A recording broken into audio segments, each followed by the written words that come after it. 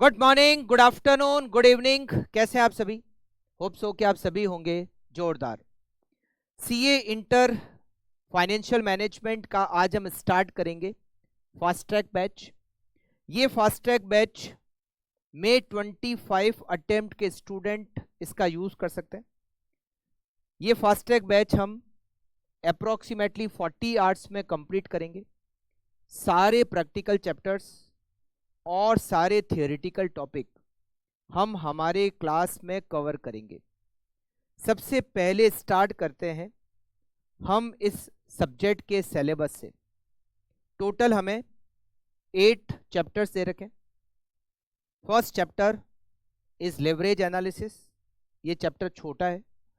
Ratio analysis, average छोटा भी नहीं है, बड़ा भी नहीं है, एवरेज चैप्टर है।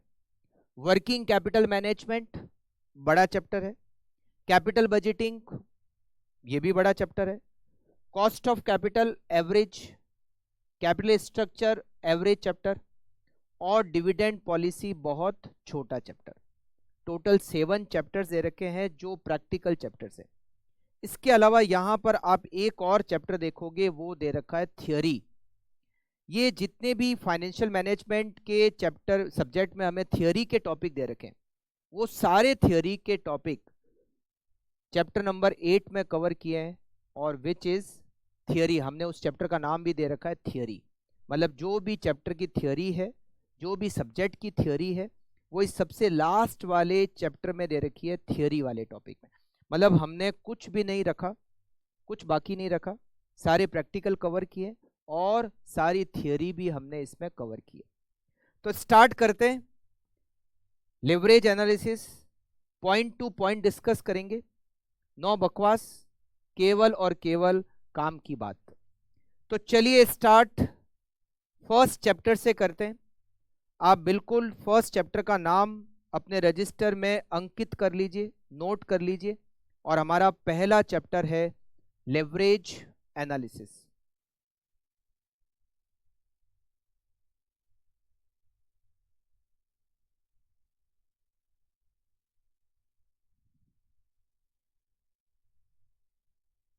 जब आप इन्वेस्ट करते हो, और मैं यहां इन्वेस्ट करने की बात कर रहा हूं शेयर मार्केट में।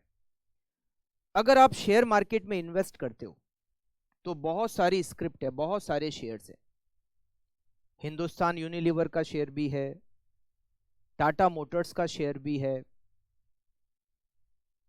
मारुति का भी शेयर है, एसबीआई का भी शेयर है, बैंक ऑफ बड़ौदा का भी शेयर है, रिलायंस का भी शेयर है। बहुत सारी कंपनियों के शेयर है, सैकड़ों कंपनियां हैं जिनके शेयर मार्केट में शेयर लिस्टेड है। तो जब आप इन्वेस्ट करते हो तो सबसे मेन डिसीजन क्या होता है? सबसे मेन डिसीजन होता है कि किस कंपनी के शेयर में इन्वेस्ट किया जाए, कौन सी कंपनी के शेयर खरीदें। जब आप शेयर मार्केट में इन्वेस्ट करते हो और ये डिसाइड करते हो कि कौन सी कंपनी के शेयर में इन्वेस्ट किया जाए, तो कौन कौन से फैक्टर को आप कंसीडर करते हो? वैसे तो मैं आपको बता दूं, बहुत सारे फैक्टर्स होते हैं जिसको कंसीडर करने के बाद आप डिसाइड करते हो कि मुझे कौन सी कंपनी के शेयर में इन्वेस्ट करना है। मगर अगर मैं मेजर फैक्टर की बात करूं, मेजर फैक्टर जो सबसे मेजर है, वो जो मेजर फैक्टर है वो है दो। There are two major factor. First major factor is return, profit. आप इन्वेस्टमेंट क्यों करते हो? आप इन्वेस्टमेंट इसलिए करते हो जिससे कि आपको प्रॉफिट मिले, है ना? तो सबसे मेन फैक्टर जो होता है वो रिटर्न होता है। आप उस कंपनी के शेयर में इन्वेस्ट करोगे जहां से ज्यादा रिटर्न मिले। एक फैक्टर तो हो गया रिटर्न। एक और फैक्टर होता है जिसको हम कंसीडर करते हैं, और वो फैक्टर होता है रिस्क। ऐसा नहीं कि जो कंपनी ज्यादा से ज्यादा रिटर्न दे सकती है आप उसके शेयर खरीदोगे, ऐसा जरूरी नहीं। क्योंकि एक और मेजर फैक्टर होता है जिसको आप कंसीडर करते हो at the time of investment, which is risk. ऐसा जनरली होता है कि जिस कंपनी में रिटर्न ज्यादा मिलता है वहां रिस्क भी ज्यादा होती है, और जिस कंपनी में रिटर्न कम मिलता है वहां रिस्क भी कम होती है, जनरली ऐसा होता है। Average return, average risk. तो ऐसा नहीं कि आप केवल और केवल रिटर्न के बेस पर इन्वेस्टमेंट कर दोगे। आपको ये पता करना पड़ेगा कि जहां पर मैं इन्वेस्टमेंट करने का सोच रहा हूं वहां पर रिस्क कितनी है। तो जब आप एनालिसिस करते हो कि कौन सी कंपनी के शेयर खरीदे जाए, जैसे मान लेते हैं हम एक कंपनी ले लेते हैं एसबीआई, एक लेते हैं हम मारुति, एक लेते हैं हम टीसीएस टाटा कंसल्टेंसी सर्विसेज, एक कंपनी हम ले लेते हैं इन्फोसिस, एक कंपनी हम ले लेते हैं टाटा मोटर्स।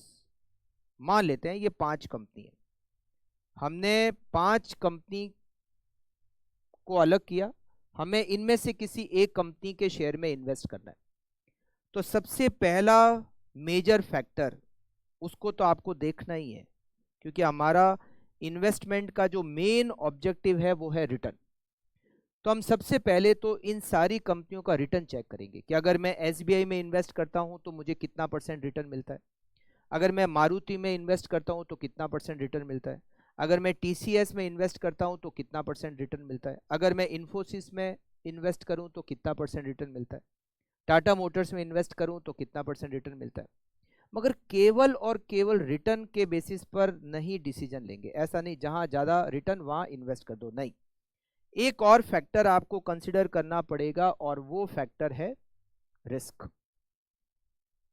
मैं ये भी कैलकुलेट करूंगा कि एसबीआई में अगर मैं इन्वेस्ट करता हूं तो रिस्क कितनी है, मारुति में रिस्क कितनी है, टीसीएस में रिस्क कितनी है, इन्फोसिस में रिस्क कितनी है, टाटा मोटर्स में रिस्क कितनी है।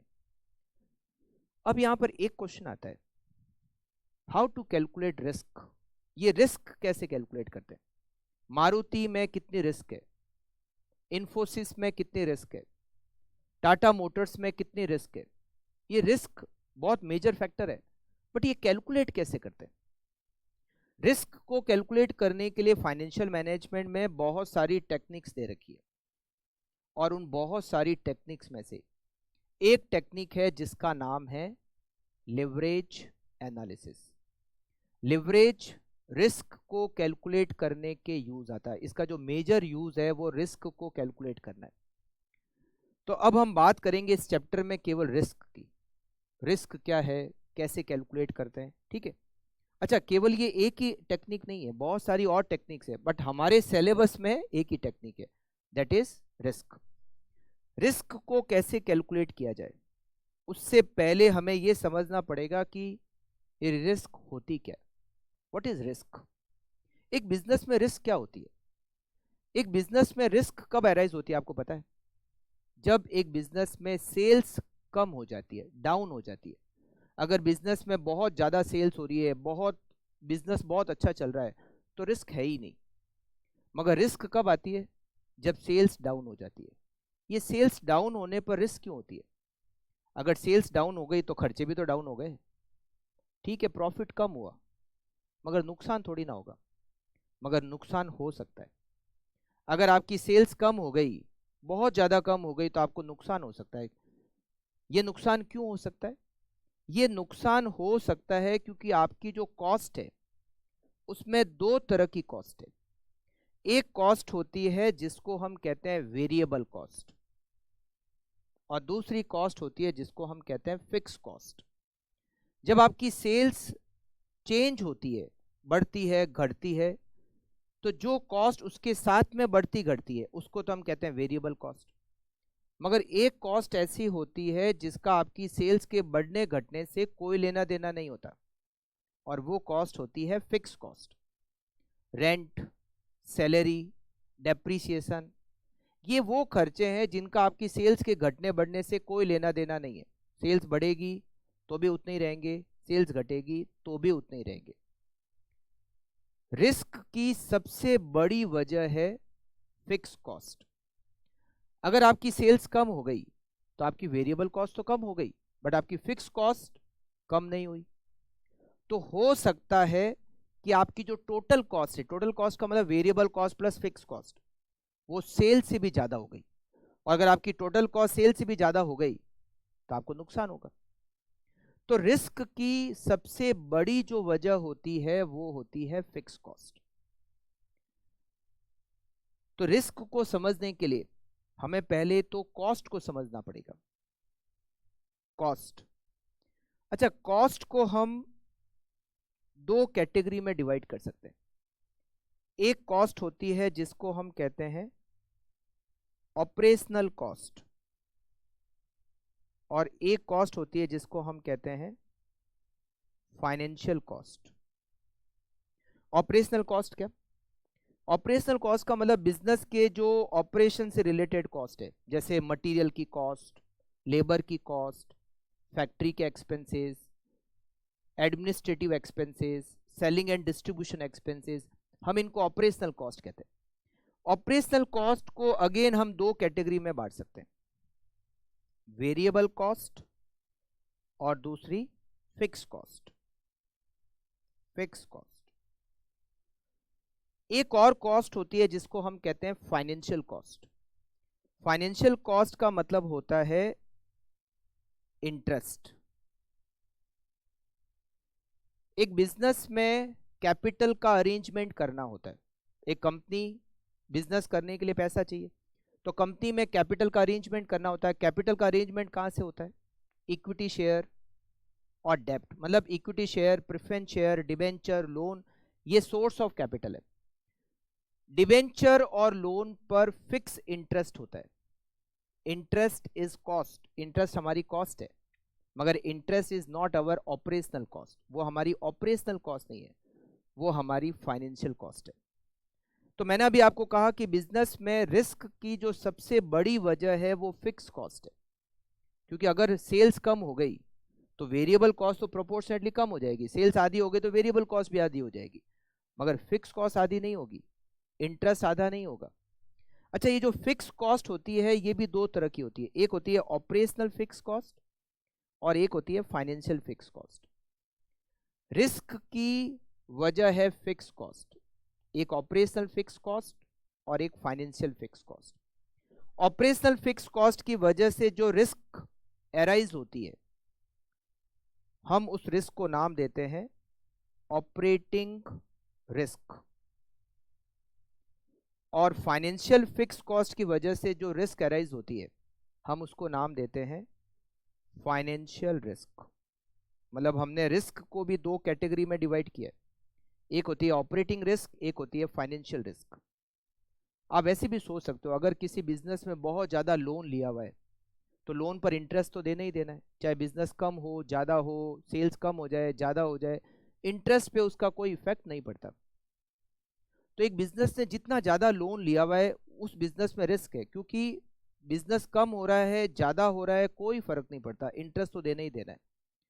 तो इंटरेस्ट से भी रिस्क अराइज होती है, और उस रिस्क को हमने क्या नाम दिया?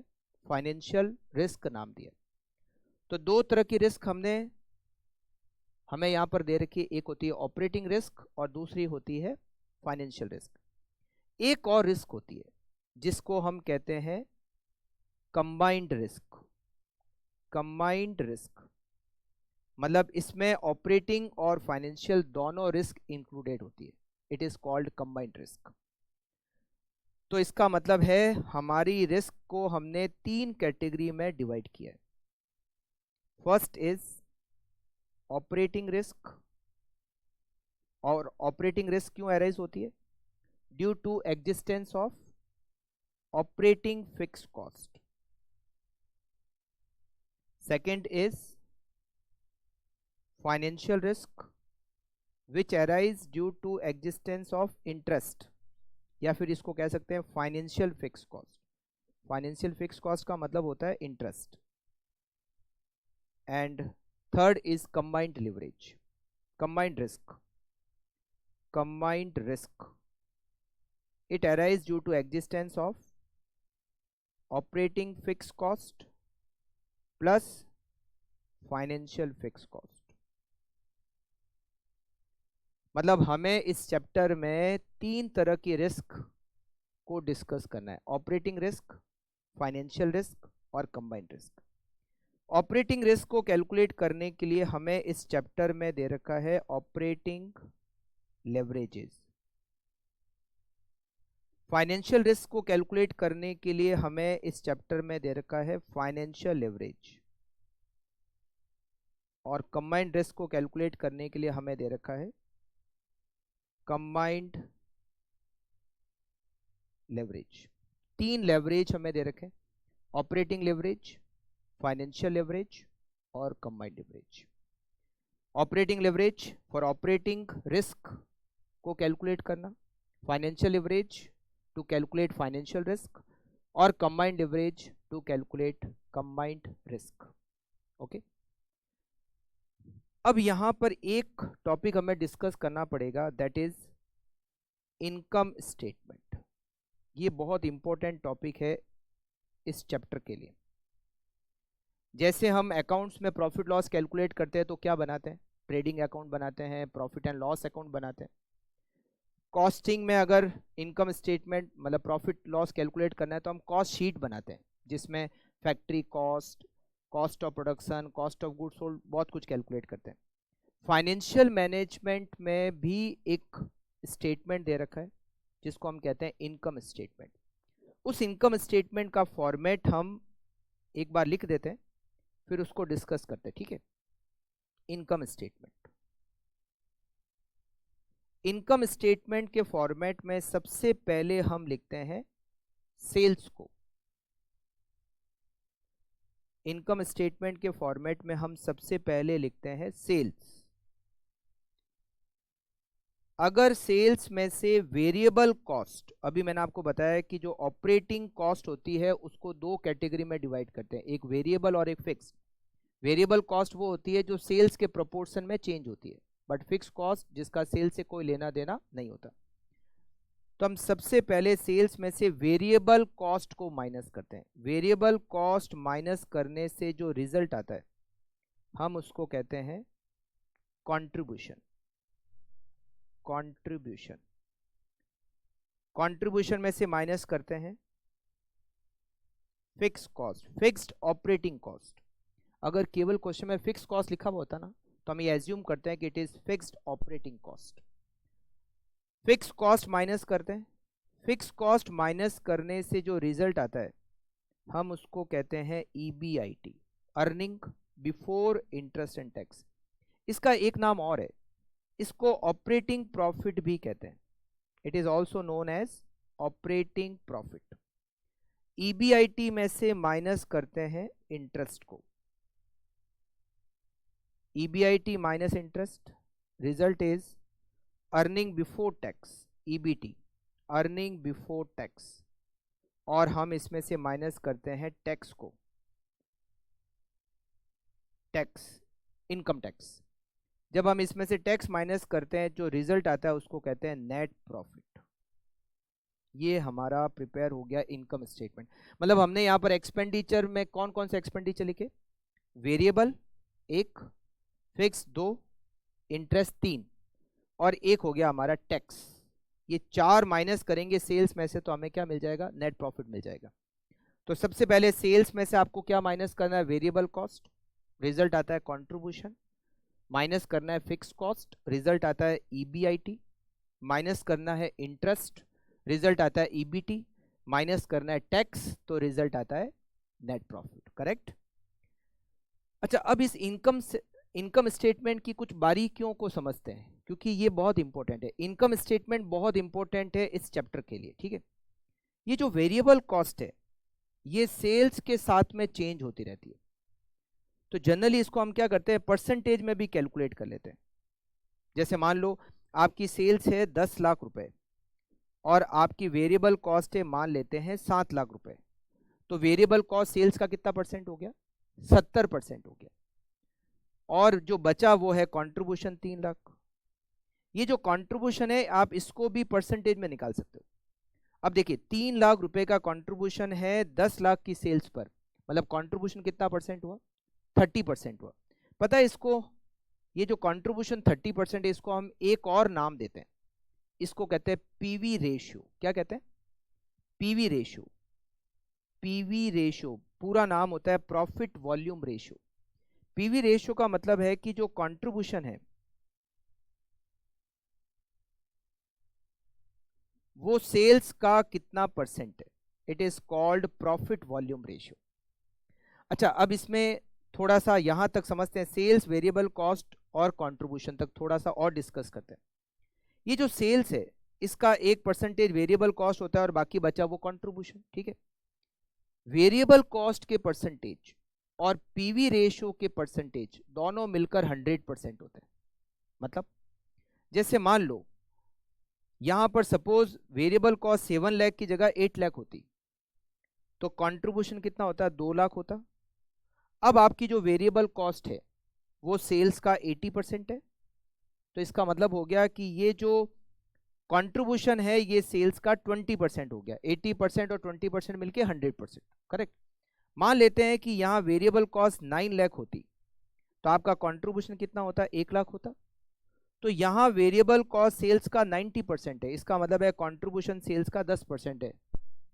तो जो परसेंटेज वेरिएबल कॉस्ट के बचे हुए परसेंटेज कंट्रीब्यूशन के, या फिर मैं ये भी कह सकता हूं कि जो परसेंटेज कंट्रीब्यूशन के बचे हुए परसेंटेज वेरिएबल कॉस्ट के। अगर मान लो दे रखा है कि कंट्रीब्यूशन मतलब पीवी रेशियो, अगर पीवी रेशियो आपको दे रखा है कि पीवी रेशियो 30% है, मतलब variable cost is 70% of sales.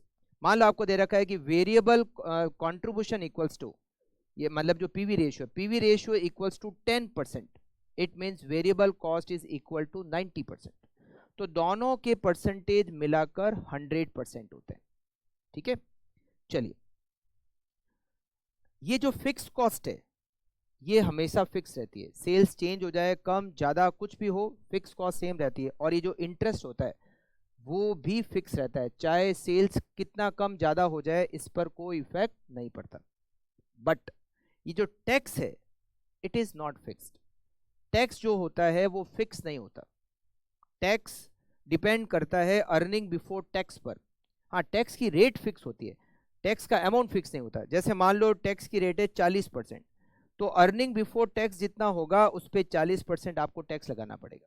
मान लो अर्निंग बिफोर टैक्स 1 लाख है तो टैक्स का अमाउंट हो गया 40,000। मान लो अर्निंग बिफोर टैक्स 2 लाख है तो टैक्स का अमाउंट हो गया 2 लाख का 40% 80,000। मान लो अर्निंग बिफोर टैक्स 3 लाख हो गया तो 3 लाख का 40% आपका टैक्स का अमाउंट हो गया 1,20,000, ठीक है।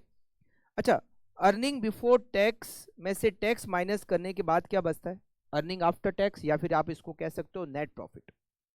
अगर टैक्स की रेट 40% है तो इसका मतलब है कि ये जो नेट प्रॉफिट हुआ वो 60% बच गया।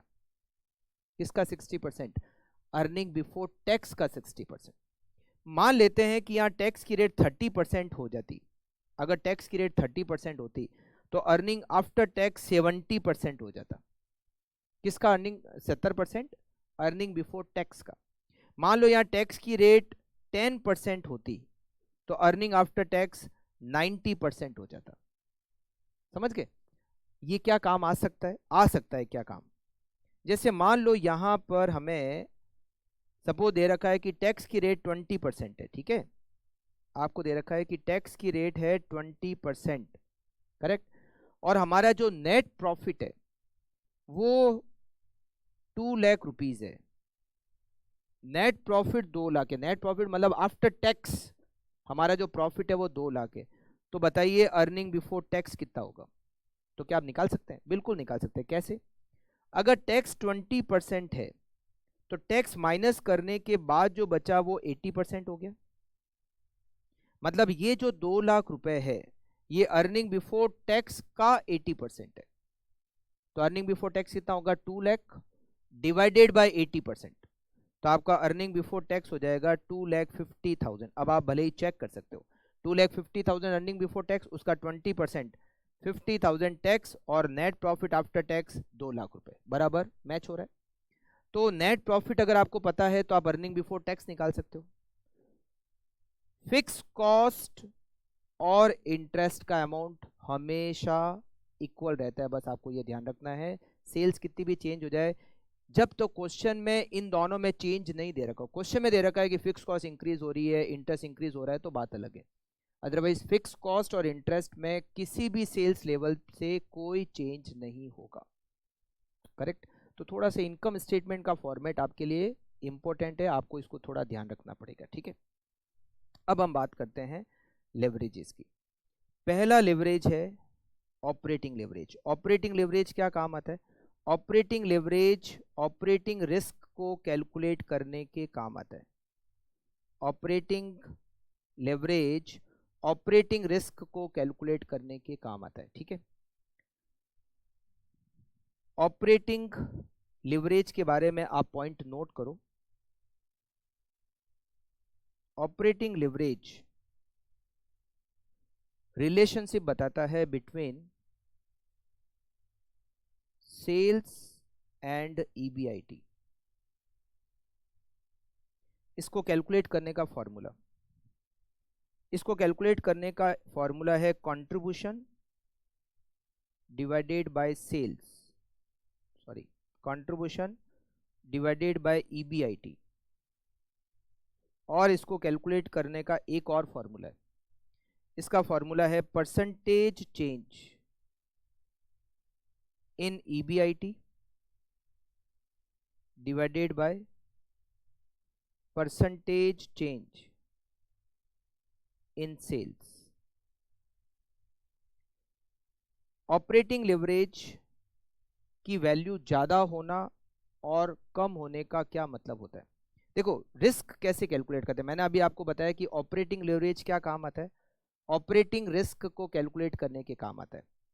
कैसे पता चलती है ऑपरेटिंग लिवरेज से रिस्क?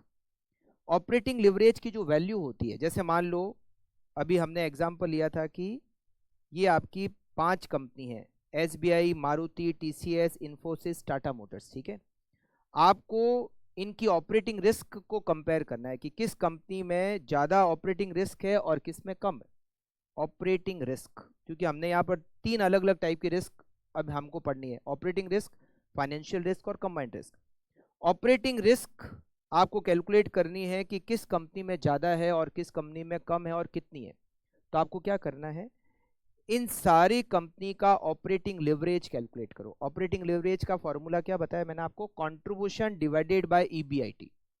आप इन सारी कंपनियों का ऑपरेटिंग लिवरेज कैलकुलेट करो। मान लो एसबीआई का ऑपरेटिंग लिवरेज आता है 4, मारुति का ऑपरेटिंग लिवरेज आता है 2.5, टीसीएस का ऑपरेटिंग लिवरेज आता है 3, इन्फोसिस का आता है 3.5, टाटा मोटर्स का आता है 4.6। मान लेते हैं हमने जो कैलकुलेट किया ऑपरेटिंग लिवरेज 4, 2.5, 3, 3.5, 4.6। इसका मतलब क्या, जिस कंपनी का ऑपरेटिंग लिवरेज कम होता है मतलब उसमें कम ऑपरेटिंग रिस्क है, और जिस कंपनी का ऑपरेटिंग लिवरेज ज़्यादा होता है मतलब उस कंपनी में ज़्यादा ऑपरेटिंग रिस्क है।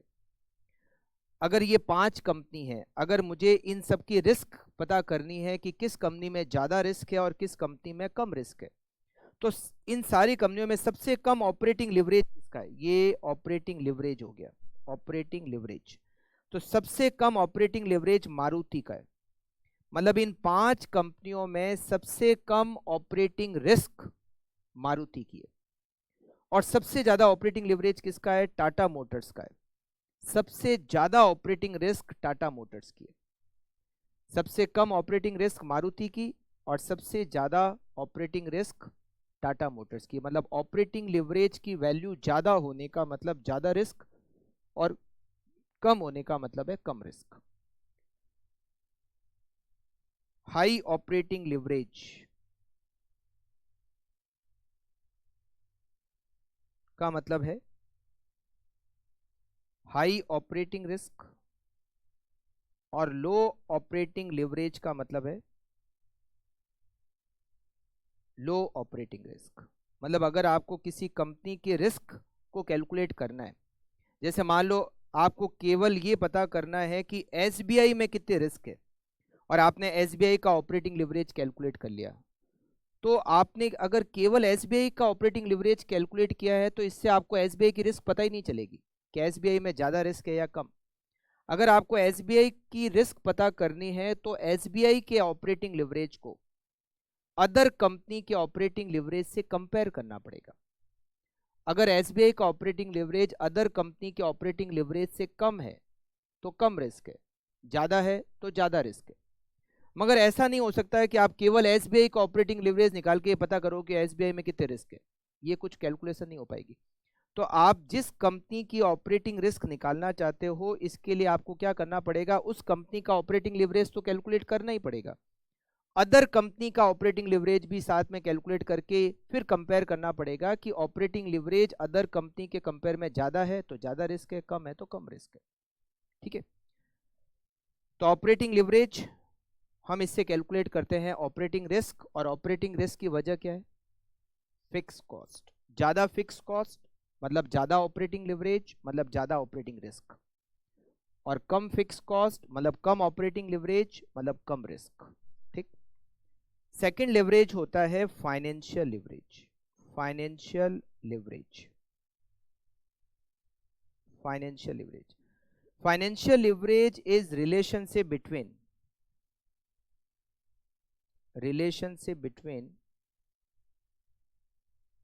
EBIT and EPS। इसको कैलकुलेट करने का फॉर्मूला है EBIT डिवाइडेड बाय EBT, या फिर percentage change in EPS divided by percentage change in EBIT।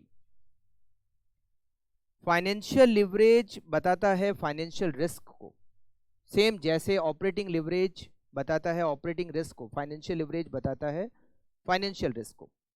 अगर फाइनेंशियल लिवरेज की वैल्यू ज्यादा है कंपेयर टू अदर, मतलब फाइनेंशियल रिस्क ज्यादा है, और अगर फाइनेंशियल लिवरेज की वैल्यू कम है कंपेयर टू अदर कंपनीज तो फाइनेंशियल रिस्क कम है। हाई फाइनेंशियल लिवरेज का मतलब होता है high financial risk,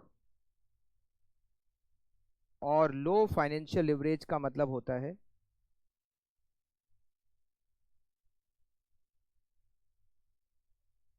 low financial risk.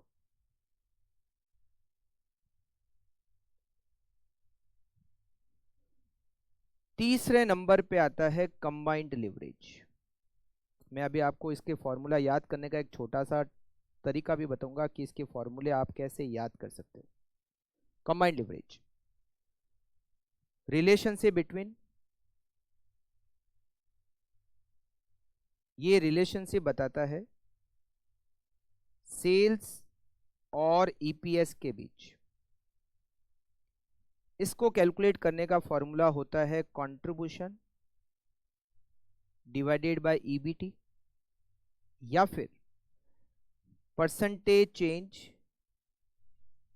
In EPS divided by percentage change in sales, या फिर OL इंटू FL। OL और FL को मल्टीप्लाई करके भी आप CL निकाल सकते हो। इसका इफेक्ट ये कैसे, ये क्या बताता है कंबाइंड रिस्क को। अगर एक कंपनी का कंबाइंड लिवरेज अदर कंपनी के कंबाइंड लिवरेज से ज्यादा है, मतलब हाई कंबाइंड रिस्क, या आप इसको कह सकते हो हाई टोटल रिस्क, और अगर किसी कंपनी का कंबाइंड लिवरेज अदर कंपनी के कंबाइंड लिवरेज से कम है, मतलब है लो कंबाइंड रिस्क। अब आप देखो, छोटा सा समझना, इनकम स्टेटमेंट हमने बनाया, मैंने अभी आपको क्या बताया कि ऑपरेटिंग लिवरेज क्या बताता है, ऑपरेटिंग रिस्क को बताता है, राइट। और ऑपरेटिंग रिस्क की वजह क्या होती है, fix cost, operating fix cost. Financial leverage किसको बताता है, financial fix cost, financial risk को बताता है, और फाइनेंशियल रिस्क की वजह क्या है, इंटरेस्ट। ठीक है, और कंबाइंड लिवरेज कंबाइंड रिस्क, और कंबाइंड रिस्क की वजह क्या है, फिक्स कॉस्ट प्लस इंटरेस्ट, दोनों करेक्ट। अब देखिए आप समझना, देखो अभी हमने फॉर्मूला क्या लिखा ऑपरेटिंग लिवरेज का, कंट्रीब्यूशन डिवाइडेड बाय EBIT। क्या लिखा, contribution divided by EBIT। Contribution और EBIT के डिफरेंस में क्या आता है? Fix cost. तो ऑपरेटिंग लिवरेज किसका इफेक्ट बता रहा है? ऑपरेटिंग लिवरेज फिक्स कॉस्ट का इफेक्ट बता रहा है। ऑपरेटिंग लिवरेज ऑपरेटिंग रिस्क, और ऑपरेटिंग रिस्क की वजह क्या है? Fix cost. तो देखो फॉर्मूला क्या हो गया? कंट्रीब्यूशन डिवाइडेड बाय ईबीआईटी, बीच में क्या आया? फिक्स कॉस्ट, तो फिक्स कॉस्ट का इफेक्ट आ गया। फाइनेंशियल लिवरेज का फॉर्मूला मैंने क्या बताया? ईबीआईटी अपॉन ईबीटी, किस बीच में क्या आ गया? इंटरेस्ट, इंटरेस्ट का इफेक्ट। और इंटरेस्ट का मतलब, इंटरेस्ट क्या, कौन सी रिस्क को शो करता है? फाइनेंशियल रिस्क को शो करता है। और फाइनेंशियल रिस्क के लिए हम क्या निकाल रहे हैं? Financial leverage. तो फॉर्मूला क्या हो गया? एफएल का ईबीआईटी अपॉन ईबीटी, मतलब फिक्स कॉस्ट का इफेक्ट बताता है ऑपरेटिंग लिवरेज, इसीलिए फॉर्मूला हो गया contribution upon EBIT. Financial leverage interest का इफेक्ट बताता है, तो उसका फॉर्मूला हो गया ईबीआईटी अपॉन ईबीटी। और combined leverage fix operating cost और फिक्स फाइनेंशियल कॉस्ट, मतलब इंटरेस्ट और फिक्स कॉस्ट दोनों का इफेक्ट बताता है, तो फॉर्मूला क्या हो गया? Contribution upon EBT. याद करने का तरीका बता रहा हूं कि आप सीधा सीधा याद कर सकते हो। OL contribution upon EBIT, FL EBIT upon EBT, और CL contribution upon EBT. Correct? तो ये कुछ चीजें आपको ध्यान रखनी है। इनकम स्टेटमेंट का फॉर्मेट आपको एक तो ध्यान रहना चाहिए, कौन सी चीज कैप कैलकुलेट होती है, कौन सी चीज चेंज होती है सेल्स के साथ में, कौन सा चेंज नहीं होता है, ये थोड़ा सा आपको ध्यान रखना है। इसके अलावा आपको ओएल का फॉर्मूला क्या होता है, एफएल का फॉर्मूला क्या होता है, सीएल का फॉर्मूला क्या होता है, ये सारे फॉर्मूले आपको दिमाग में रखना है। ठीक है, इसके बाद हम करेंगे कुछ क्वेश्चन को सॉल्व। चलिए स्टार्ट करते हैं क्वेश्चन नंबर 1 से।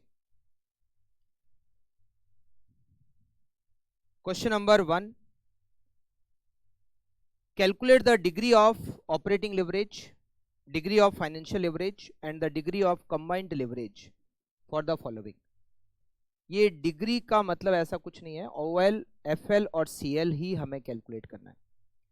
3 बिजनेस की डिटेल दे रखी है, एक्स वाई जेड, तीनों की यूनिट्स हमें दे रखी है, फिक्स कॉस्ट हमें दे रखी है, वेरिएबल कॉस्ट पर यूनिट हमें दे रखी है, इंटरेस्ट ऑन बोरोड फंड मतलब सीधा इंटरेस्ट दिया हुआ है, और सेलिंग प्राइस पर यूनिट दे रखी है। हमें क्या कैलकुलेट करना है? ओएल, एफएल और सीएल, इन तीनों बिजनेस का। तो एक काम करते हैं, एक इनकम स्टेटमेंट में 4 कॉलम बना देते हैं। एक तो पर्टिकुलर्स का कॉलम हो जाएगा और 3 अमाउंट के कॉलम हो जाएंगे, जिसमें एक एक्स का, एक वाई का और एक जेड का। ठीक है, चलिए इनकम स्टेटमेंट लिखते हैं हम। आप लोगों को बिल्कुल मेरे साथ साथ में लिखना है। इनकम स्टेटमेंट आराम से लिखेंगे जिससे कि आप पीछे नहीं रह जाओ, बट आपको साथ साथ में इसको कंप्लीट करना है। ठीक है, एक्स, वाई और जेड।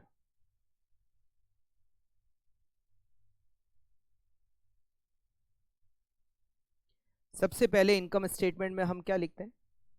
सेल्स को लिखते हैं। कैसे आती है सेल्स? अगर आप क्वेश्चन देखोगे तो हमें यूनिट्स दे रखी है और हमें सेलिंग प्राइस पर यूनिट भी दे रखी है। तो जब यूनिट्स को सेलिंग प्राइस पर यूनिट से मल्टीप्लाई करते हैं तो हमें क्या मिलती है? सेल्स मिलती है, राइट? चलिए सबसे पहले हम लिखेंगे सेल्स को।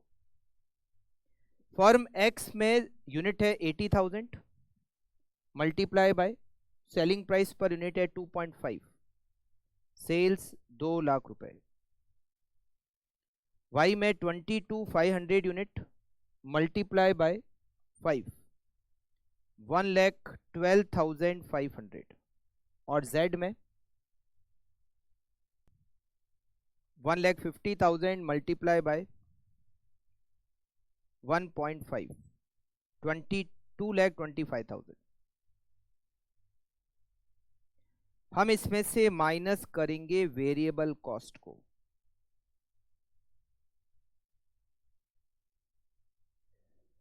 वेरिएबल कॉस्ट कैसे आएगी?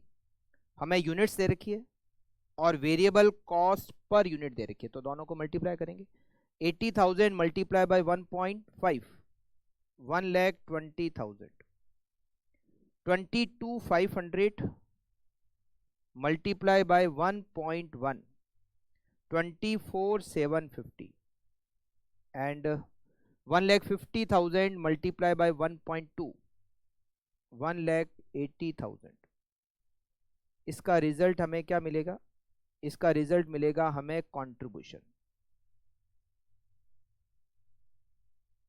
कंट्रीब्यूशन एक्स का कंट्रीब्यूशन 80,000। बिल्कुल आपको साथ साथ में कैलकुलेटर लेकर बैठना है और साथ साथ में कैलकुलेटर चलाना भी है और आपको चेक करना है। अगर कहीं कैलकुलेशन में मेरे से मिस्टेक हो जाए तो आप उसको ठीक कर लेना। Okay, 1,12,500 minus 24,750, 8,750 and 45,000। हम इसमें से माइनस करेंगे फिक्स कॉस्ट को।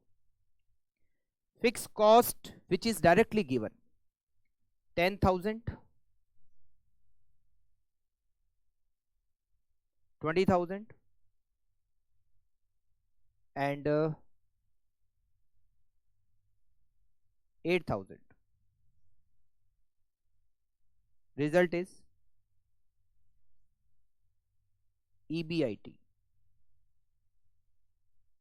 70,000, 6,750 and 37,000। माइनस करेंगे हम इसमें से इंटरेस्ट। इंटरेस्ट हमें डायरेक्टली दे रखा है 6,000, 10,000 और नील। रिजल्ट क्या आएगा? अर्निंग बिफोर टैक्स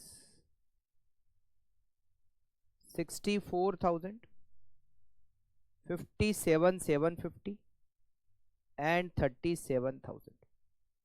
अच्छा, ये इनकम स्टेटमेंट यहां तक ही बनेगा क्योंकि आगे टैक्स हम माइनस करते हैं, मगर इस क्वेश्चन में टैक्स की कोई डिटेल है ही नहीं, तो इतना ही बनेगा। अब हमें क्या कैलकुलेट करना है? ऑपरेटिंग लिवरेज, फाइनेंशियल लिवरेज और कंबाइंड लिवरेज। इनकम स्टेटमेंट के आगे यहां पे OL, FL और CL को कैलकुलेट कर लेते हैं। सबसे पहले ऑपरेटिंग लिवरेज। ऑपरेटिंग लिवरेज का फॉर्मूला क्या होता है? Contribution divided by EBIT। Financial leverage का फॉर्मूला क्या होता है? EBIT divided by EBT। और कंबाइंड लिवरेज का फॉर्मूला क्या होता है?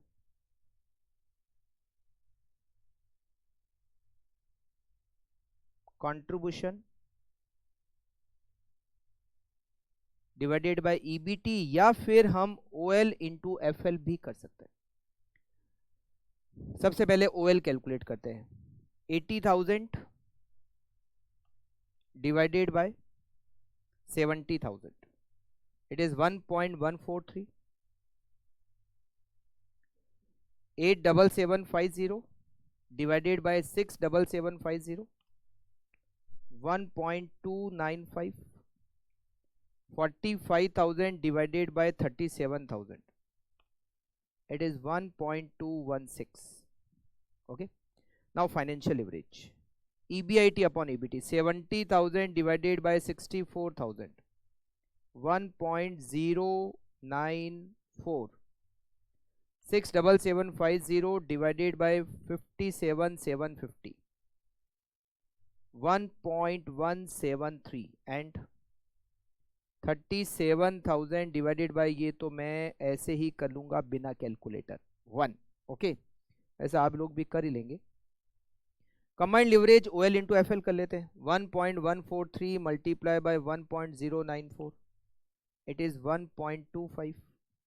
1.295 मल्टीप्लाई बाय 1.173, 1.519 और 1.216। ये आपका क्वेश्चन सॉल्व हो गया, क्वेश्चन नंबर फर्स्ट। फटाफट से अगर कुछ पेंडिंग है तो आप इसको कंप्लीट कर लीजिए।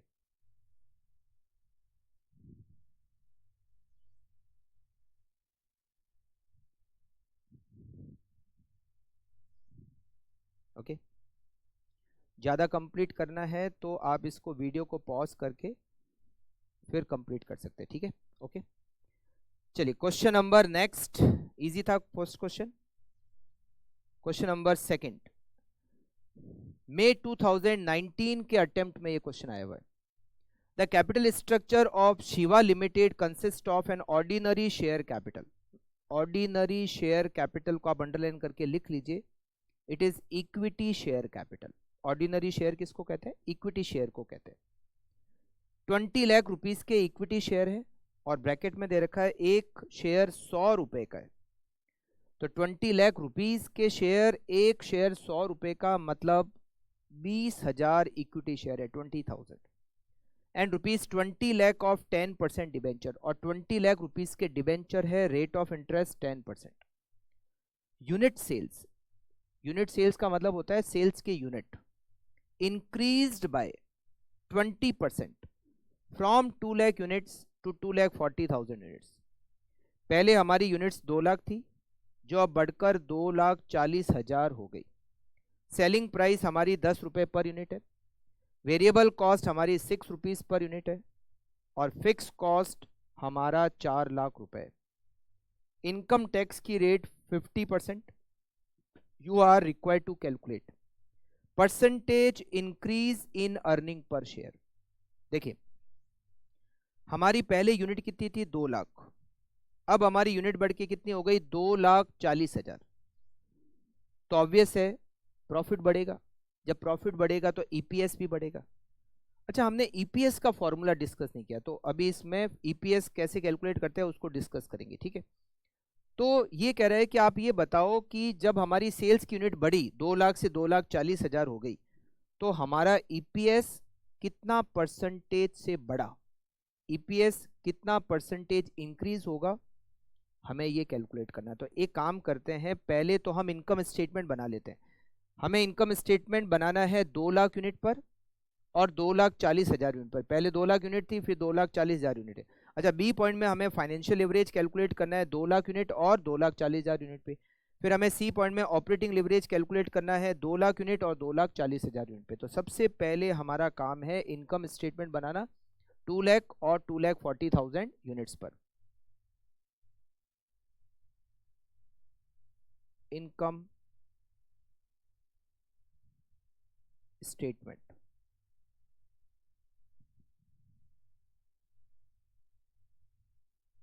यहां इनकम स्टेटमेंट पूरा बनेगा क्योंकि टैक्स की रेट दे रखी है, तो हमें नेट प्रॉफिट तक इस इनकम स्टेटमेंट को बनाना है। हमें बनाना है 2 लाख यूनिट पर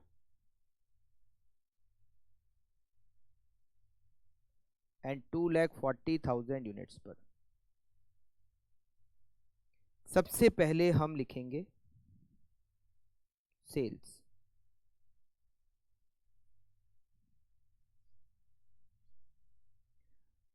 सेलिंग प्राइस हमें दे रखी है 10 रुपीज पर यूनिट, तो 2 लाख मल्टीप्लाई बाय 10, 20 लाख, और यहां 24 लाख। इसमें से हम माइनस करेंगे वेरिएबल कॉस्ट को,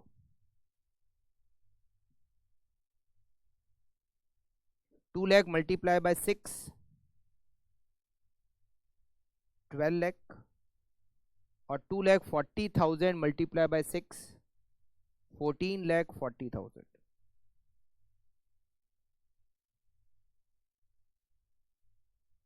कंट्रीब्यूशन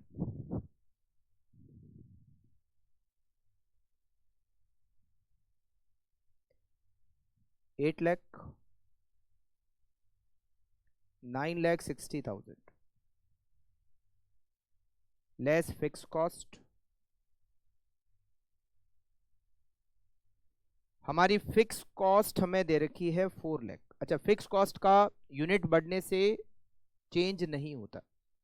फिक्स कॉस्ट यहां भी हमें 4 लाख लिखनी है 2 लाख यूनिट पे भी, और 2,40,000 यूनिट पे भी 4 लाख लिखनी है। दोनों में सेम आएगी, फिक्स कॉस्ट का यूनिट बढ़ने से कोई इफेक्ट नहीं पड़ता। इससे हमें क्या मिलेगा? इससे हमें मिलेगा EBIT, earning before interest and tax, 4 lakh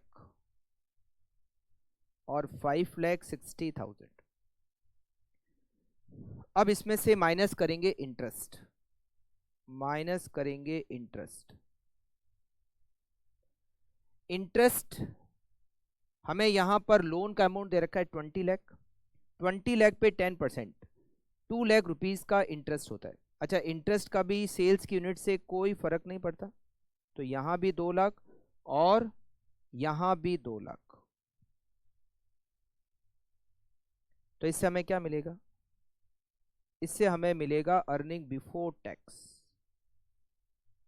2 lakh और 3,60,000। इसमें से हम माइनस करेंगे टैक्स को, और यहां हमें टैक्स की रेट दे रखी है क्वेश्चन में 50%।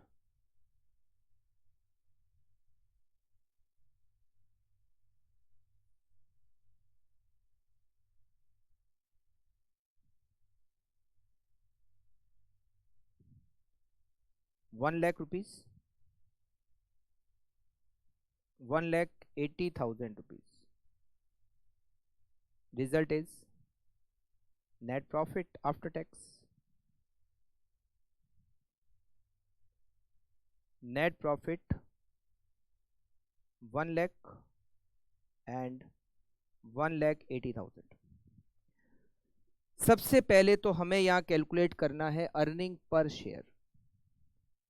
अर्निंग पर शेयर का मतलब होता है जो नेट प्रॉफिट है। अगर आपकी कैपिटल में प्रेफरेंस शेयर है तो नेट प्रॉफिट में से सबसे पहले तो आप माइनस करोगे प्रेफरेंस शेयर का डिविडेंड। नेट प्रॉफिट में से प्रेफरेंस शेयर का डिविडेंड माइनस करने के बाद जो प्रॉफिट रिमेनिंग बच जाता है वो प्रॉफिट किसका होता है? इक्विटी शेयर होल्डर का होता है। तो net profit minus preference dividend, उसमें डिवाइड करना है नंबर ऑफ इक्विटी शेयर का। बट यहां पर क्वेश्चन में प्रेफरेंस शेयर नहीं है, तो फिर क्या होगा? Net profit divided by number of equity share equals to earning per share EPS. तो सबसे पहले तो हम कैलकुलेट करते हैं अर्निंग पर शेयर को, ईपीएस। नेट प्रॉफिट, उसमें हमें डिवाइड करना है नंबर ऑफ इक्विटी शेयर्स का। अगर मैं अर्निंग पर शेयर कैलकुलेट करता हूं 2 लाख यूनिट पर,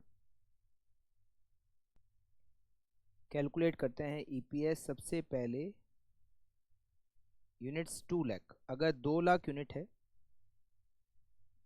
तो हमारा ईपीएस क्या होगा? नेट प्रॉफिट कितना है? नेट प्रॉफिट 1 लाख है, और हमारे नंबर ऑफ शेयर्स कितने हैं? नंबर ऑफ शेयर्स 20,000 है। कैसा है 20,000? 20 लाख रुपए के शेयर और एक शेयर 100 रुपए का, तो 20,000 शेयर्स हो गए। अर्निंग पर शेयर हो गया ₹5। फिर हम कैलकुलेट करते हैं अर्निंग पर शेयर अगर यूनिट 2,40,000 होती है, इक्वल्स टू, अब हमारा नेट प्रॉफिट कितना हो गया? 1,80,000, और नंबर ऑफ शेयर्स कितने हैं? 20,000। अर्निंग पर शेयर हो गया हमारा 9। तो पहले हमारा अर्निंग पर शेयर कितना था? 5। अब हमारा अर्निंग पर शेयर कितना है? 9। तो हमें क्वेश्चन में दे रखा है कि आप ये बताइए कि आपका अर्निंग पर शेयर कितना परसेंटेज इंक्रीज हो गया। कितना परसेंटेज इंक्रीज हो गया? कितना परसेंटेज इंक्रीज कैसे निकालेंगे? पहले 5 रुपए था, अब 9 रुपए हो गया, तो 4 रुपए बढ़ गया। 4 रुपए बढ़ा, पहले था कितना? 5 रुपए था। Percentage increase in earning per share equals to, 4 रुपए इंक्रीज हो गया। पहले हमारा अर्निंग पर शेयर 5 रुपीज था, इट इंक्रीज बाय 80%। हमारा अर्निंग पर शेयर 80% से इंक्रीज हो गया, राइट। अब हमें सेकंड कैलकुलेट करना है फाइनेंशियल लिवरेज 2 लाख यूनिट और 2,40,000 यूनिट पर। फाइनेंशियल लिवरेज का फॉर्मूला क्या होता है? फाइनेंशियल लिवरेज का फॉर्मूला होता है EBIT divided by earning before tax, EBT। अगर मैं FL कैलकुलेट करता हूं 2 लाख यूनिट पर, तो मेरा EBIT कितना है? इट इज 4 लाख और मेरा EBT 2 लाख। FL 2। अगर मैं FL कैलकुलेट करता हूं 2,40,000 यूनिट्स पर, तो मेरा EBIT कितना है? 560 divided by 360। 560 divided by 360, it is 1.556। अब हमें कैलकुलेट करना है ऑपरेटिंग लिवरेज। ऑपरेटिंग लिवरेज को कैलकुलेट करने का फॉर्मूला होता है कंट्रीब्यूशन डिवाइडेड बाय EBIT। सबसे पहले OL को कैलकुलेट करते हैं 2 लाख यूनिट पे। 2 लाख यूनिट पे कंट्रीब्यूशन कितना है? यहां पर यहां कंट्रीब्यूशन है 8 लाख और हमारा EBIT है 4 lakh. 8 lakh divided by 4 lakh, operating leverage equals to 2। फिर हम कैलकुलेट करते हैं ऑपरेटिंग लिवरेज अगर यूनिट 2,40,000 होती है, इक्वल्स टू हमारा EBIT कितना है? हमारा कंट्रीब्यूशन है 960 divided by 560। 960 divided by 560, it is 1.714। हमें EPS कैलकुलेट करना था, FL कैलकुलेट करना था और OL कैलकुलेट करना था। ये हमारा सॉल्व हो गया क्वेश्चन नंबर 2। फिर हम देखते हैं क्वेश्चन नंबर 3। नवंबर 2012 के अटेम्प्ट में ये क्वेश्चन आ रखा है। X Limited has estimated that for a new product its break-even point is 20,000 units if the item is sold for rupees 14 per unit and variable cost is rupees 9 per unit. Calculate the degree of operating leverage for 25,000 unit and 30,000 units. देखो यहां पर एक point दे रखा है break even point. Break even point 20,000, ये break even point जो हमें कॉस्टिंग में दे रखा है। ब्रेक इवन पॉइंट को यूनिट्स में कैलकुलेट करने का फॉर्मूला क्या होता है? ब्रेक इवन पॉइंट को कैलकुलेट करने का कॉस्टिंग में फॉर्मूला दे रखा है fix cost divided by contribution per unit. क्या दे रखा है? Fix cost divided by contribution per unit. हमें यहां पर क्वेश्चन में ब्रेक इवन पॉइंट तो दिया हुआ है 20,000 यूनिट, मगर हमें फिक्स कॉस्ट नहीं पता। हमें कंट्रीब्यूशन पर यूनिट पता है। कैसे? हमारी सेलिंग प्राइस पर यूनिट 14 है, हमारा वेरिएबल कॉस्ट पर यूनिट 9 है, तो हमारा कंट्रीब्यूशन पर यूनिट हो गया 5। तो हम इससे क्या कैलकुलेट कर सकते हैं? हम इससे कैलकुलेट कर सकते हैं फिक्स कॉस्ट, क्योंकि हमें क्वेश्चन में फिक्स कॉस्ट नहीं पता।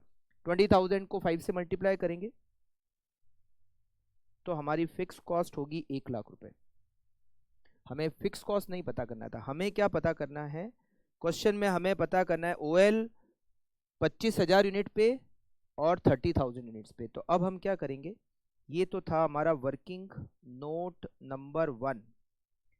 अब हम बनाएंगे इनकम स्टेटमेंट और OL कैलकुलेट करेंगे। इनकम स्टेटमेंट हम यहाँ बनाएंगे 20,000, 25,000 और 30,000 यूनिट्स पर। ये इनकम स्टेटमेंट केवल और केवल EBIT तक ही बनेगा, क्योंकि आगे इंटरेस्ट वगैरह की डिटेल है भी नहीं और हमें चाहिए भी नहीं, क्योंकि हमें केवल OL कैलकुलेट करना है। तो हम यहाँ कैलकुलेट करेंगे इनकम स्टेटमेंट को 25,000 यूनिट पर और 30,000 यूनिट्स पर।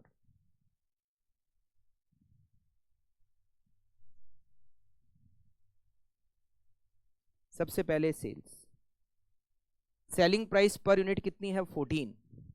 तो 25,000 multiply by 14, it is 3,50,000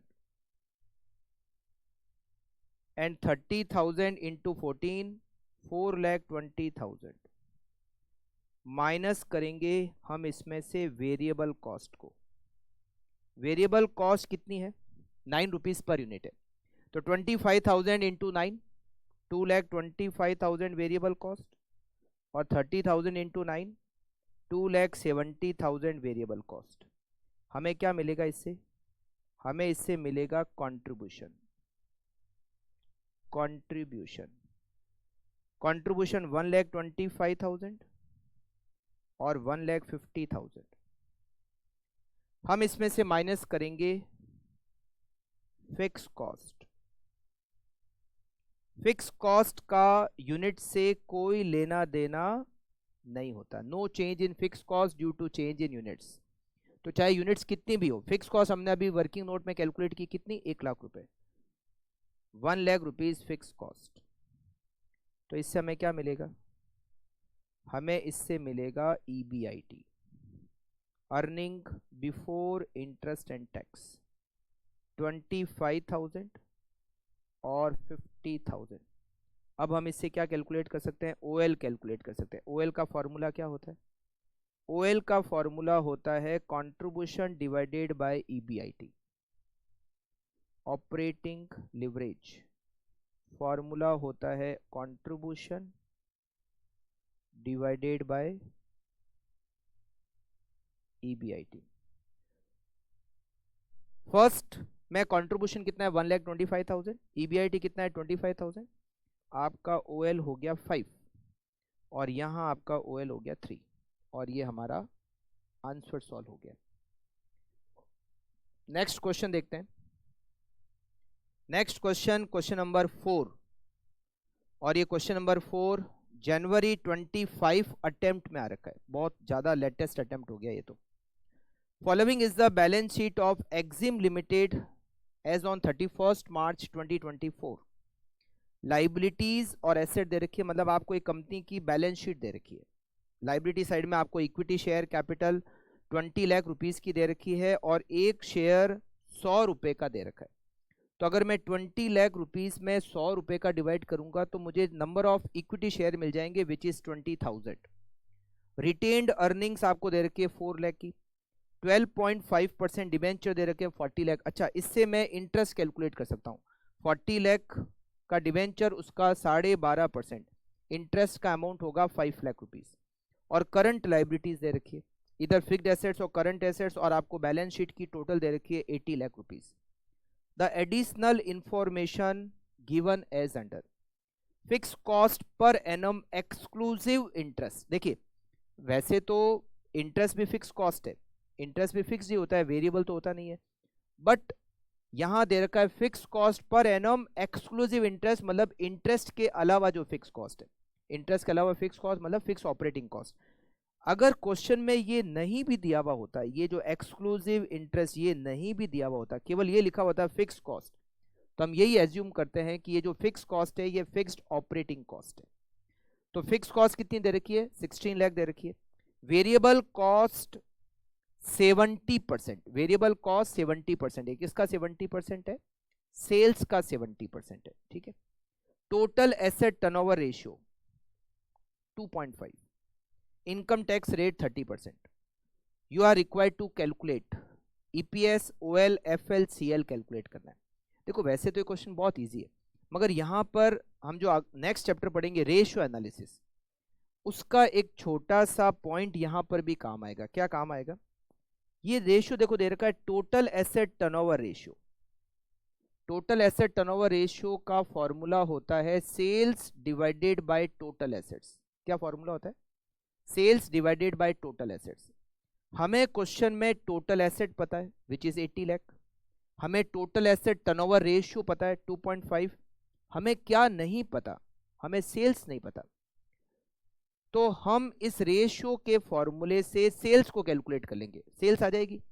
sales के बाद में हम हमारा इनकम स्टेटमेंट पूरा बना सकते हैं। देखो, सेल्स आ गई, वेरिएबल कॉस्ट के परसेंटेज दिए हुए हैं तो कंट्रीब्यूशन आ जाएगा, फिक्स कॉस्ट दे रखी है तो EBIT आ जाएगा, इंटरेस्ट दे रखा है तो EBT आ जाएगा, टैक्स लेस करेंगे तो नेट प्रॉफिट आ जाएगा।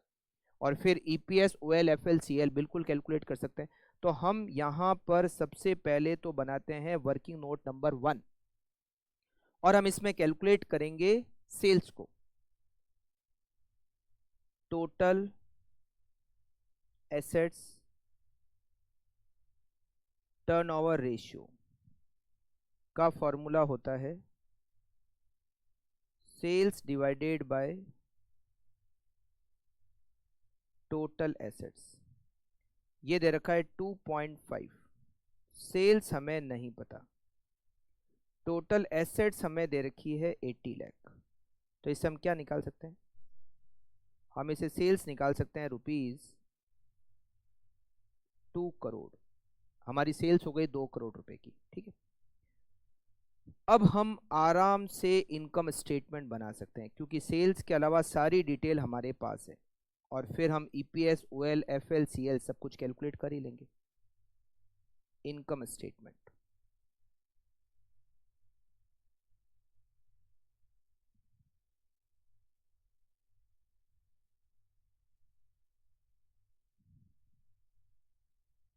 सबसे पहले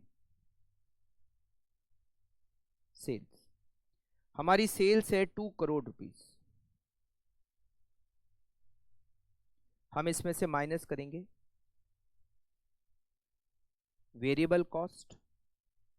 वेरिएबल कॉस्ट के परसेंटेज दे रखे हैं आपको 70%। 2 करोड़ का 70%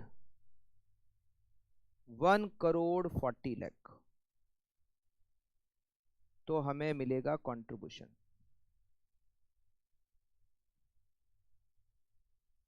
कंट्रीब्यूशन, विच इज 60 लाख। इसमें से हम माइनस करेंगे फिक्स कॉस्ट और फिक्स कॉस्ट हमें क्वेश्चन में दे रखी है, इट इज 16 लाख।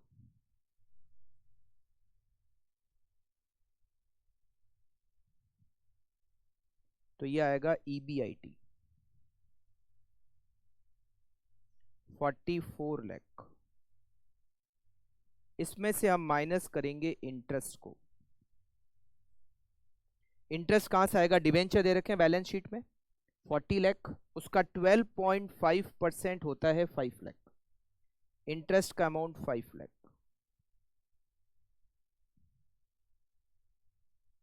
क्या मिलेगा हमें? Earning before tax which is 39 lakh. हम इसमें से माइनस करेंगे टैक्स को और टैक्स की रेट यहां हमें क्वेश्चन में दे रखी है 30%। 30% टैक्स को माइनस करेंगे तो हमें रिजल्ट में मिलेगा नेट प्रॉफिट।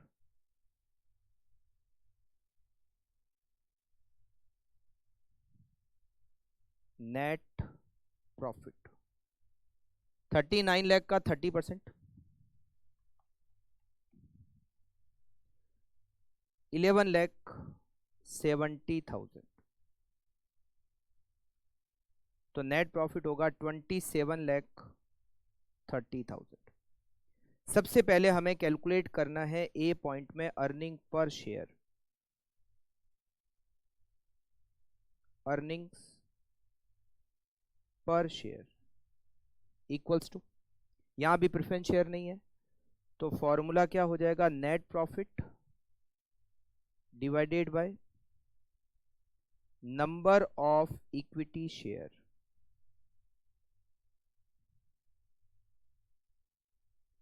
नेट प्रॉफिट कितना है हमारा? 27,30,000 और number of shares 20 lakh rupees के शेयर है, एक शेयर 100 रुपए का, तो 20,000 नंबर ऑफ शेयर्स हो गए। तो 27,30,000 divided by 20,000 136.5। Then operating leverage equals to contribution divided by EBIT। ठीक है, हमारा कंट्रीब्यूशन कितना है? कंट्रीब्यूशन हमारा है 60 लाख, EBIT है हमारा 44 लाख। तो हम यहाँ पर लिखते हैं कंट्रीब्यूशन हमारा 60 लाख है और हमारा EBIT 44 लाख है। 1.5 60 lakh divided by 44 lakh, it is 1.364. Then next financial leverage,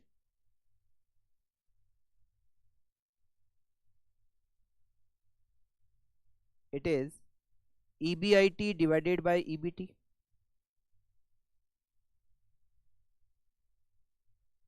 हमारा EBIT कितना है 44 लाख है और हमारा EBT 39 लाख है।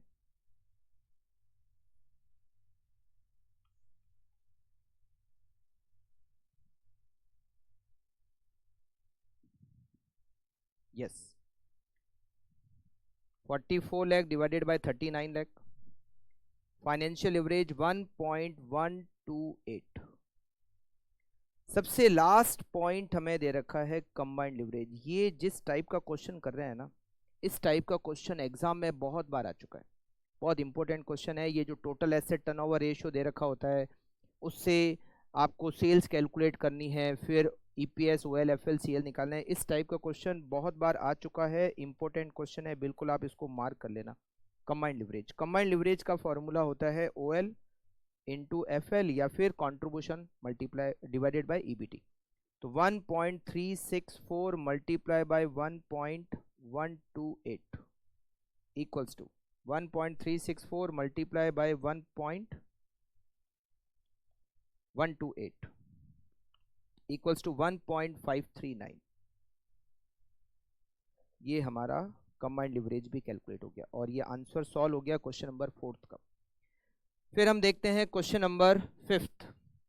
क्वेश्चन नंबर 5 आपको दे रखा है और ये क्वेश्चन हमारे एग्जाम में आ चुका है May 24 अटेम्प्ट में। Alpha limited has provided the following information: equity share capital 25,000 shares, 100 rupees का एक शेयर है। 15% डिवेंचर, 10,000 डिवेंचर, एक डिवेंचर 750 रुपीज का। Sales 50 lakh unit, selling price per unit 20, variable cost 12.5 per unit और फिक्स कॉस्ट 175 लाख का मतलब 1,75 lakh. Due to recent policy changes and entry of foreign competitor in the sector, alpha limited expect the sales में decline by 15 to 20%, मतलब 15 से 20% sales कम हो सकती है।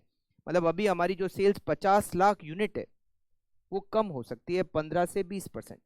However, the selling price and other cost will remain the same, मतलब selling price per unit, variable cost per unit, fix cost, इसमें कोई change नहीं होना है, केवल सेल्स की यूनिट डिक्रीज होगी। Corporate tax rate continue 20%। You are required to calculate the decrease in earning per share. Earning per share कितना decrease हो जाएगा ये पता करना है। OL FL पता करना है सेपरेटली, अगर सेल्स 15% से कम हो जाए और सेल्स 20% से कम हो जाए। ठीक है, चलिए सबसे पहले तो हम यहां पर बना लेते हैं इनकम स्टेटमेंट। और ये इनकम स्टेटमेंट हम बनाएंगे 15% सेल्स कम करके और 20% सेल्स कम करके। अभी हमारी सेल्स की यूनिट कितनी है? अभी हमारी सेल्स की जो यूनिट है वो है 50 लाख। ठीक है, तो 50 लाख को अगर मैं 15% कम करता हूं, 50 लाख यूनिट्स, 50 लाख माइनस 15% तो होता है 42,50,000 यूनिट।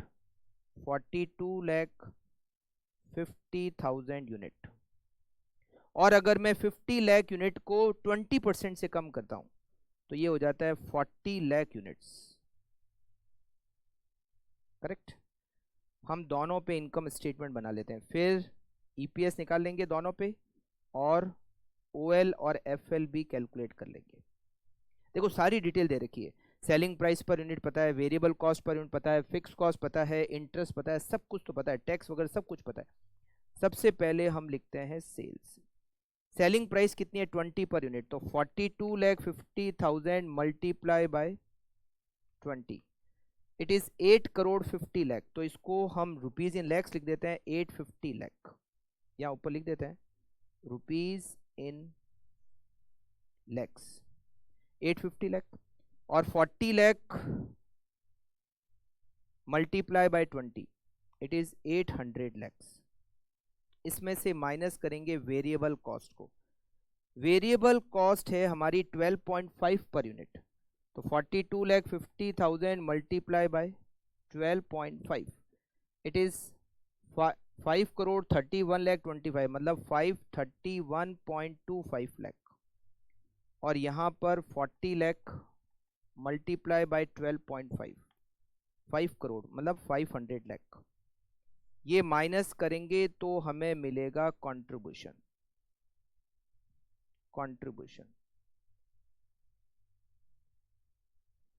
850 माइनस 531.25 318.75 और यहाँ 300। इसमें से माइनस करेंगे फिक्स कॉस्ट। फिक्स कॉस्ट हमें दे रखी है 175 लाख। 175 लाख, इसका यूनिट डिक्रीज होने से कोई फर्क नहीं पड़ेगा।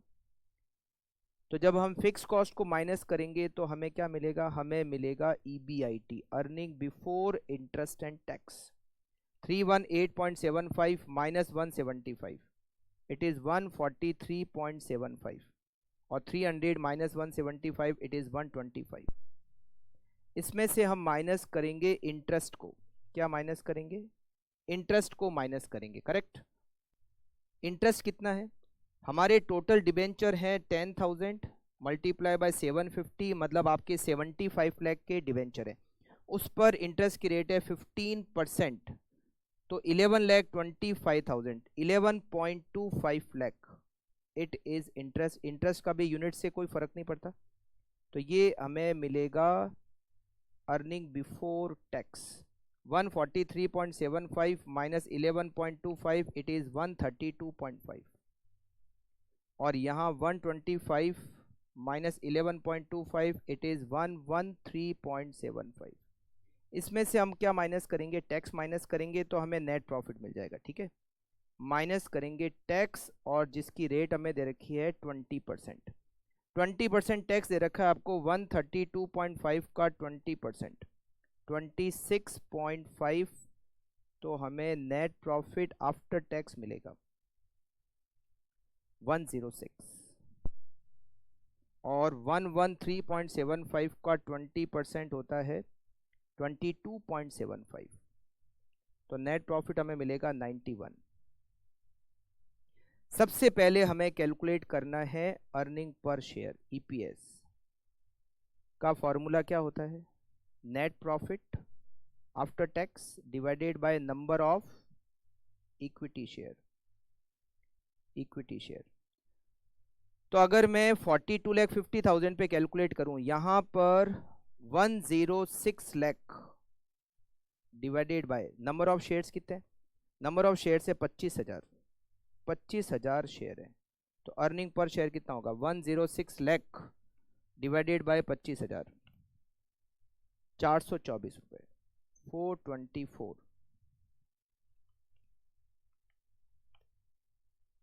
करेक्ट। और यहां पर है 91 lakh divided bye 25,000, earning per share 364। फिर हमें कैलकुलेट करना है ऑपरेटिंग लिवरेज, जिसका फॉर्मूला होता है कंट्रीब्यूशन डिवाइडेड बाय EBIT, और हमें कैलकुलेट करना है FL, जिसका फॉर्मूला होता है EBIT divided by EBT। Contribution 318.75 divided by 143.75 2.217 और 143.75 divided by 132.5 1.085। Now second situation में contribution 300 divided by 125 2.4 and 125 divided by 113.75 it is 1.085 99। तो ये हमारा क्वेश्चन सॉल्व हो गया, क्वेश्चन नंबर 5th। और आज की क्लास को हम यहीं पर एंड करेंगे और नेक्स्ट क्लास में आई थिंक हम लिवरेज के सारे क्वेश्चंस को कंप्लीट कर देंगे। मिलते हैं नेक्स्ट क्लास में। Okay, thank you, take care, bye bye.